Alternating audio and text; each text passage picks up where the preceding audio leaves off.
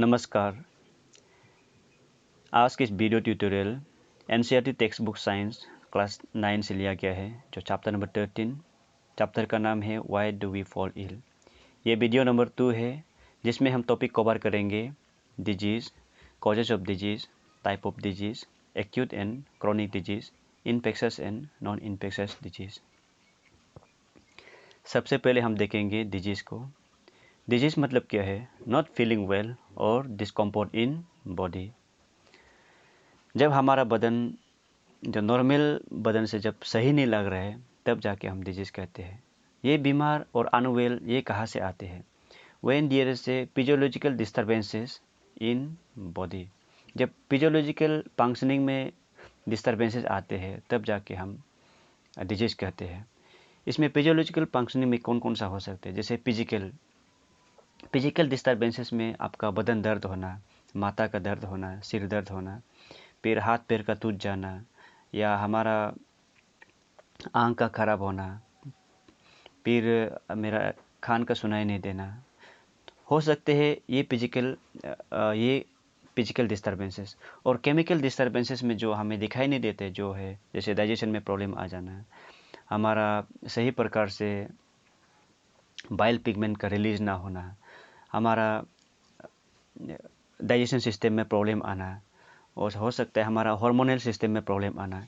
इस प्रकार का जो प्रॉब्लम आते हैं, जो डिस्टर्बेंसेस होते हैं, वो बॉडी पार्ट को एबनॉर्मल कर देते हैं, वो बॉडी फंक्शनिंग को एबनॉर्मल कर देते हैं, जिसका कारण से हमारा बॉडी जो सही प्रकार से सही तरीक़ा से काम नहीं कर पाते हैं। इसलिए इसका एक किसी पार्ट में जब प्रॉब्लम आते हैं, वो हमारा होल बॉडी स्ट्रक्चर को डैमेज करते हैं, उसमें प्रॉब्लम देते हैं। तो इसलिए हम देखेंगे कॉजेस ऑफ डिजीज़। बीमार क्यों होते हैं? क्योंकि हमारा शरीर, ह्यूमन शरीर जो बहुत एक्टिव है, जो सेल्स, टिश्यू और टिश्यू सिस्टम से बना हुआ है। जब सेल्स में, टिश्यू और ऑर्गन सिस्टम में जब कुछ प्रॉब्लम आते हैं, जो डैमेज होते हैं, वो डैमेज जो फिजियोलॉजिकल एक्टिविटी जो बदन में होते हैं, उसमें डिस्टर्बेंसेस लाते हैं। ये डिस्टर्बेंसेस लाने का कारण हो सकता है जैसे कम्युनिटी से होगा। कम्युनिटी जैसे हम जिस जगह पे रहते हैं, उससे डिस्टर्बेंसेस आ सकते हैं। जो मेरा नाला का गंदा होना, हमारा आस पड़ोस में गंदा होना, हम जिस जगह पे रहते हैं उसमें गंदा रहना, तो उसके साथ साथ में हमारा लाइफ स्टाइल के ऊपर डिपेंड होगा, हम एक्सरसाइज करते हैं या नहीं, हम किस प्रकार का खाना खाते हैं, इस प्रकार से जो बीमार जो आने का कारण है। क्योंकि हम जानते हैं कि हमारा बदन जो हर एक टिश्यू या हर एक ऑर्गन का अपना अपना एक काम होता है। जब जैसे हमारा स्टोमक है जो डाइजेशन के लिए काम करते हैं, जैसे पैर है जो वॉकिंग के लिए काम करते हैं, जैसे ब्रेन है जो थिंकिंग करने के लिए काम करते हैं। जब लेकिन जैसे मान लो एक ब्रेन में जब प्रॉब्लम आ गया, तो वो ब्रेन में प्रॉब्लम आने के कारण से हमारा वो बॉडी जो यूजलेस हो जाते हैं, जो दिमाग जब काम नहीं करते, बदन का जो स्ट्रक्चर है, जो काम करने का तरीका है, वो चेंज हो जाते हैं। इसी प्रकार के जो डिस्टर्बेंसेस है, उसे कहते हैं हम डिजीज। तो फिर हम देखेंगे द कॉजेस ऑफ डिजीज। बीमार फैलने का बहुत सारा कारण है, लेकिन 3 मुख्य कारण है जिसके कारण से बीमार फैल सकते हैं। इसलिए हमने इस वीडियो में बांटा है कि 3 मुख्य कारण, जिसमें माइक्रो ऑर्गेनिज्म होंगे, माल न्यूट्रिशन, जेनेटिक डिसऑर्डर को हम डिस्कस करेंगे। सबसे पहले देखेंगे माइक्रो ऑर्गेनिजम्स। क्योंकि हमारे आस पड़ोस में बहुत सारे माइक्रो ऑर्गेनिज्म रहते हैं, जो हमारे आँख से दिखाई नहीं देते हैं, जो हमारे बदन, शरीर में, हमारे खान पान के द्वारा हम कहीं जाने पर कांटेक्ट करने के कारण से वो हमारे शरीर में प्रवेश करते हैं, जो हवा में, जो पानी में, हर जगह से आते हैं। ये इन माइक्रो ऑर्गेनिज्म में बैक्टीरिया होंगे, वायरस, प्रोटोजा और कई सारे हैं।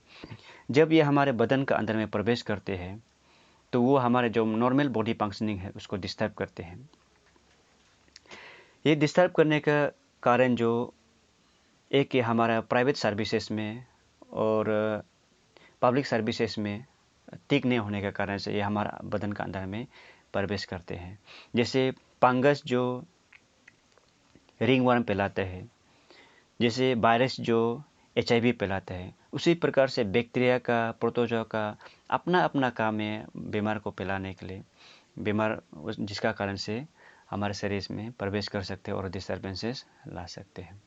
फिर हम देखेंगे माल न्यूट्रिशन। जब हम माल न्यूट्रिशन का बात करते हैं, प्रीवियस वीडियो में भी हमने इसके बारे में हल्का सा चर्चा किया था। जब बदन में जो सही मात्रा में जो हमारा जो न्यूट्रिएंट चाहिए, वो जब न्यूट्रिएंट सही मात्रा में जब हमारा बदन में नहीं पहुंचता है, तब जाके हम कहते हैं माल न्यूट्रिशन और अनबैलेंस्ड डाइट। बैलेंस डाइट वो डाइट है जिसमें आप हमारे शरीर में जितना मात्रा में जो न्यूट्रिएंट चाहिए, वो न्यूट्रिएंट जो हमारा बदन में सही प्रकार से पहुंचना है, जिसमें कार्बोहाइड्रेट होगा, फैट्स होगा, मिनरल, विटामिन, वाटर। जो कार्बोहाइड्रेट, फैट्स, मिनरल जो हमने जो बात किया, ये इसका हर एक अपना अपना काम है। उसको हर किसी न्यूट्रिएंट को बदन में सही प्रकार से मिलना है, ताकि हमारा शरीर जो उसका सही इस्तेमाल कर सके और हमारे शरीर को बना सके। जैसे हम जो खाना खाते समय जब जो खाना खाते हैं, उसमें अगर हम किसी एक चीज़ को बार बार सुबह शाम रिपीट करते रहते हैं, तो हम जो न्यूट्रिएंट अलग अलग जो न्यूट्रिएंट चाहिए वो नहीं ले पाते हैं। जैसे हम बस खाना ही चावल ही खाते रहेंगे और आलू सिर्फ खाते रहेंगे, तो हमें जो दूसरी ज़रूरत है वो हमें पूरी नहीं हो पाएंगे। इसलिए इसके कारण से बीमार फैलते हैं। जैसे आयरन, आप जो डाइट करते हैं, आप जो खाना खाते हैं, उसमें अगर आयरन नहीं होगे तो लंबे समय तक आप आयरन नहीं वाले जब खाना खाएंगे, आपको उसमें एनीमिया होगे। जैसे कैल्शियम वाला नहीं खाएंगे, उस समय हो सकते हैं आपका लंबे समय तक करने पर आपको स्पोरोसिस हो सकते हैं, जो हड्डी का बीमार हो सकते हैं। जैसे आयोडीन का कमी हो कि आपको गोइटर हो सकते हैं। इस प्रकार से हम जो प्रोटीन का कमी में हम वसीरकोर जो बच्चा में और ग्रोथ रिटार्डेशन दिखाई देते हैं, इस प्रकार का अलग अलग जो माल न्यूट्रिशन का कारण से हमें बीमार फैल सकते हैं। और तीसरा होगा जेनेटिक डिसऑर्डर। इस बीमार में हमारा कोई कंट्रोल नहीं है, ये पेरेंट्स से ये बीमार आते हैं। ये बीमार जैसे हमारा जो चेहरा का बना हुआ था, हमारे स्किन कलर, हमारा जो बाल का स्टाइल है, हर एक चीज़ जो पेरेंट्स से मिलता जुलता हो, इसी प्रकार से कोई कोई बीमार है जो हमारे पेरेंट्स से हमारे शरीर में आते हैं, जिसमें हमारा कोई कंट्रोल नहीं है। ये बीमार जो जैसे जैसे हो सकते हैं सिकल सेल एनीमिया। एक सिकल सेल एनीमिया है बोल के एक बीमार है, जिसमें आपका जो रेड ब्लड सेल है, RBC है, वो सिकल का जैसे आधा जो मून होता है उसका शेप में आ जाते हैं, जिसका कारण से राउंड नहीं हो के आधा मून के जैसे देखते हैं, जिसका कारण से वो ब्लड वेसल में सही प्रकार से नहीं दौड़ पाते हैं। इस प्रकार से उसमें कैपिलरी में स्टक हो जाते हैं। वो एक ऐसे बीमार हो सकते हैं। और दूसरा है जैसे हीमोपीलिया में एक ये बीमार माँ से उसके लड़के बच्चे में आते हैं, जिसमें आदमी का ब्लड क्लॉटिंग करने का सिस्टम जो वीक हो जाते हैं। जब हमारे हाथ पैर में जब कट होते हैं, जब हमारे बदन का अंदर में कई ब्लड वेसल ये सब ब्रस्ट हो जाते हैं, उस समय में बदन का जो प्लेटलेट है वो ऑटोमेटिकली हमारा बदन को सील करते हैं, ताकि वो खून वहाँ से ना बहे। लेकिन इस केसेस में, हीमोपीलिया केसेस में, ये प्रॉब्लम जो रहते हैं, जिसके कारण से ब्लड क्लॉटिंग में प्रॉब्लम्स आते हैं। ऐसे करके जो बीमार है, जो पेरेंट्स से जो अपना बच्चा में आते हैं, जिसको या तो पिताजी या तो माँ उसको कंट्रीब्यूट करते हैं, जिसमें और एग्जांपल के तौर से हम देख सकते हैं एल्बिनिज्म होते हैं। जैसे हमारा किसी में हमने देखा है कि जो बदन जो पूरा फॉरेनर की तरह पूरा सफ़ेद हो जाते हैं, जिसका कारण है कि उसका जो बदन में जो मिलानिन पिगमेंट होते हैं, जो डार्कनेस कराते हैं, वो मिलानिन पिगमेंट जो नहीं होने का कारण से जिसका कारण से वो पूरा बदन जो सफ़ेद देखते हैं। फिर हम बात करेंगे, जब हम बीमार की बात करते हैं तो सिम्टम और साइंस का एक टॉपिक आ जाते हैं। तो सिम्टम क्या है, हम इसके बारे में जिससे पता चलेगा कि ये बीमार है या नहीं। तो सिम्टम वो चीज़ है, changes that failed by person indicate abnormality in body functioning. Symptom वो चीज़ है जिसको कोई आदमी महसूस करता है कि हाँ, मेरे बदन में, शरीर में ठीक नहीं हो रहा है। जैसे माथा दर्द होना। माथा दर्द से मालूम होता है कि कहीं ना कहीं हमारे बदन में कई प्रॉब्लम आ रहा है, या बदन बहुत सा गर्म हो जाना। बदन बहुत गर्म होने पर हमको महसूस होता है कि कहीं ना कहीं मेरा बदन में प्रॉब्लम आ रहा है। जैसे लूज मोशन होना। लूज मोशन होने का भी कई कारण हो सकते हैं। क्या, किस कारण से लूज मोशन हो रहा है? तो बहुत सारे कारण हो सकते हैं। ये सिम्टम दिखाता है कि आपका बदन में कुछ न कुछ प्रॉब्लम है, जिसके पास बीमार है वही पता चलते हैं। तो हम फिर चर्चा करेंगे साइंस को। साइंस एक सिम्टम्स है जो मदद करता है डॉक्टर बीमार को पता चलने के लिए और डायग्नोसिस करने के लिए मदद करते हैं। जैसे हमारा आँख में आँख येलो हो जाना। आँख येलो होने पर हमको महसूस नहीं होता कि आँख येलो हो गया, लेकिन देखने वाला को पता चल जाए कि आँख येलो होने का कारण हो सकता है। जैसे हमारा नाखून येलो हो जाते हैं, जैसे हमारा बदन येलो हो जाते हैं।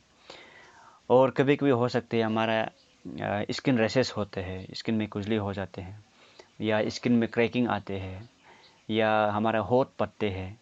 इससे मालूम है, कुछ हद तक पता चल जाता है कि ये किस कारण से हो रहे हैं। तो डॉक्टर इसका मदद से इन साइंस को देख के टेस्ट कराते हैं, ताकि ये डिजीज़ को पिन पॉइंट कर सके, यही डिजीज़ है बोल के बता सके। इस प्रकार के जो साइंस, जो सिम्टम इंडिकेट करते हैं, उसको हम कहते हैं साइंस। तो हम कंटिन्यू करेंगे टाइप्स ऑफ डिजीज़ में।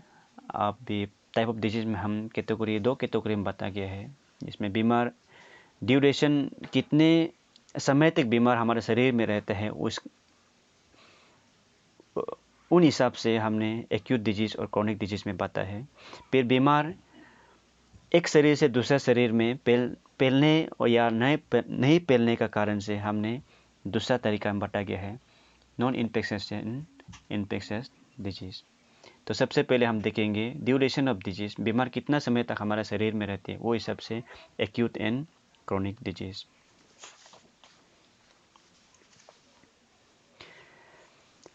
जो बीमार disease that last only for short duration, may be few days और few week, जो बीमार कुछ कम समय तक हमारे जो शरीर में रहते हैं, हो सकता है वो कुछ दिन तक होगा या कुछ सप्ताह तक होगा, तो उसे हम कहते हैं एक्यूट डिजीज।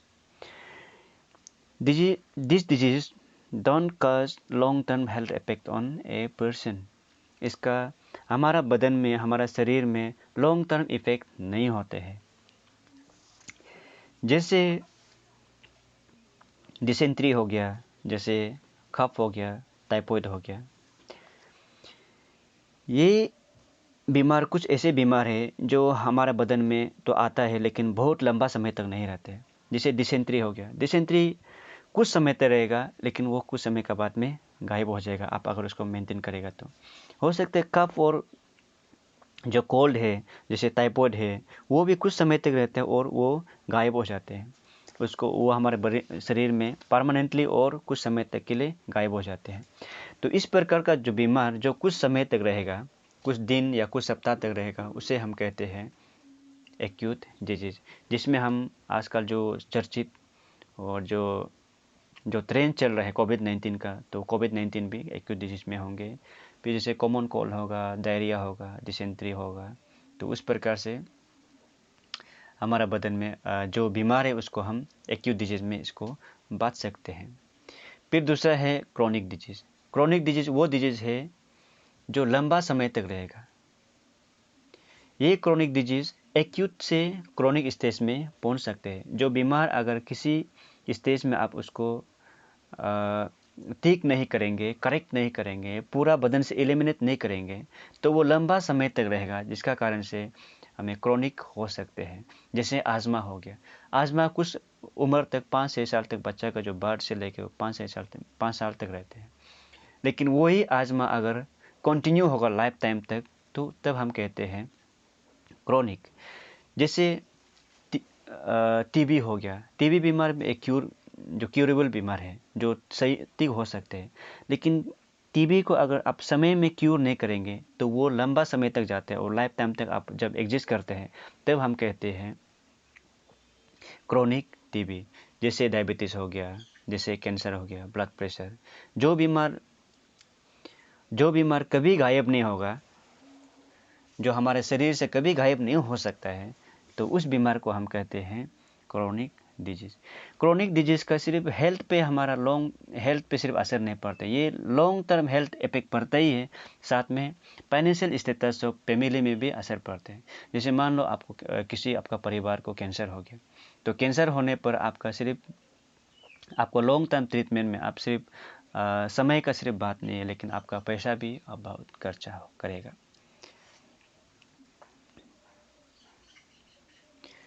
और दूसरा है बीमार फैलेगा या नहीं फैलेगा, उसको हिसाब से हमने दूसरा बांटा गया है। बीमार फैलने का कारण है कि उसका एजेंट्स होते हैं, एजेंट्स जिसमें माइक्रोब्स हो सकते हैं या कभी कभी हो सकते हैं हमारा जो लाइफ स्टाइल है, इसके कारण से भी बीमार हो सकते हैं, जिसमें internal wearing and tearing of tissue और जेनेटिक डिफेक्ट हो सकते हैं, जिसका कारण से बीमार फैल सकते हैं। सबसे पहले हम देखेंगे नॉन इन्फेक्शस डिजीज़, जो बीमार दूसरा शरीर में ना घुसे और दूसरा का शरीर सामने वाला शरीर में ना लगे, तो इसी नॉन इन्फेक्शस डिजीज़ को हम साथ साथ में कहते हैं नॉन कम्युनिकेबल डिजीज़। ये बीमार अब जो आपका जो सामने में बैठा हुआ है उसका साथ भी नहीं फैल सकता है। ये बीमार फैलने का कारण है जेनेटिक डिसऑर्डर। ये बीमार होने का कारण है जेनेटिक डिसऑर्डर, जैसे आपका माँ पिताजी से लेके आपका बच्चा में पहुंचना, वो एक जेनेटिक डिजीज़ है। या आपका लाइफ स्टाइल, आप अगर एक्सरसाइज नहीं करते हैं तो जिसका कारण से आप ओवरवेट हो जाएगा, फिर आप अनबैलेंस डाइट होगा। इस प्रकार से आपका जो बीमार फैल सकते हैं, ये बीमार नॉन इन्फेक्शस बीमार जो आ सकते हैं। जैसे आपका अनहेल्दी फूड होना, जिसका कारण से बीमार फैल सकते हैं। और इस बीमार में जब हम इसके बारे में बात करते हैं, जैसे अनहेल्दी फूड होना, जैसे बीपी होगा, नाइट ब्लाइंडनेस होगा, जो जैसे रिकेट होता है, जो विटामिन डी का कमज़ोर से होते हैं, जैसे बेरी होगा, विटामिन बी के कारण से होते हैं। तो जो बीमार जो हमारा जेनेटिक या लाइफ स्टाइल का कारण से होते हैं, तो उसे हम कहते हैं नॉन इन्फेक्शस डिजीज़ और नॉन कम्युनिकेबल डिजीज़। साथ साथ में अगर जो बीमार नहीं फैलेगा, जो स्प्रेड नहीं होगा, तो उस बीमार को हम कहते हैं नॉन इन्फेक्शस डिजीज़। जैसे ब्लड प्रेशर अगर आपका पड़ोसी में कोई ब्लड प्रेशर है, वो दूसरा को ब्लड प्रेशर नहीं लगेगा। जैसे कैंसर हो गया तो वो दूसरा को नहीं लगेगा। जैसे डायबिटीज़ हो गया, जैसे नाइट ब्लाइंडनेस हो गया, उस प्रकार से वो दूसरा को नहीं लगेगा। और जो बीमार दूसरा को नहीं लगेगा उसको बोलते हैं नॉन इन्फेक्शस डिजीज़। तो दूसरा है इन्फेक्शस डिजीज़।